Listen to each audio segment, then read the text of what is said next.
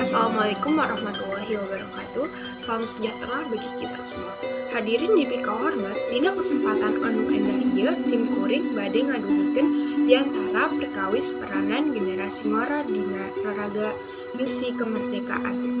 Indonesia bisa merdeka teh lain pamera ti Belanda, lain oge pamera ti Jepang, Portugal, atawa Inggris. Indonesia bisa merdeka ku kuatna rasa persatuan jeung kesatuan sakabeh rakyat Indonesia. Sabab lamun rek di pikiran kabeh alat-alat perang canggih, taktik perangna oge gitu eleh namun dibandingkan rakyat Indonesia anu ngandalkeun bambu runcing.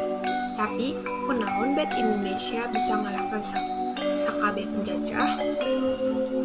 Ukur rasa persatuan jeung kesatuan anu bisa ngabangkitkan semangat melawan penjajah. Hirup di zaman penjajah mah sangsara, sareta tidra, dar saaya-aya ku alatan eta rakyat Indonesia ngahiji ngelawan penjajah ngarah menang kemerdekaan. Ayeuna urang hirup geunah tumanina, saretidra dahar ngeunah ieu terlepas di jasa para pahlawan baheula. Kukitna urang boga tanggung jawab pikeun nuliskeun kemerdekaan ieu. Sangkan ulah aya nu ngajajah deui ka negara urang. Carana kumaha? Teu kudu perang atau nyeketkeun bambu runcing. Cukup ku tanggung jawab kana diri lamun pelajar sing getol diajar. Ulah kateta ku mabok atau narkoba, sebab perkara-perkara nu kitu ku bakal ngarusak generasi ngora. Pikeun generasi ngora nu bakal mimpin ieu negeri. Ti ayeuna persiapkan diri nu aranjeun ku cara rajin diajar jeung ngaji ilmu agama.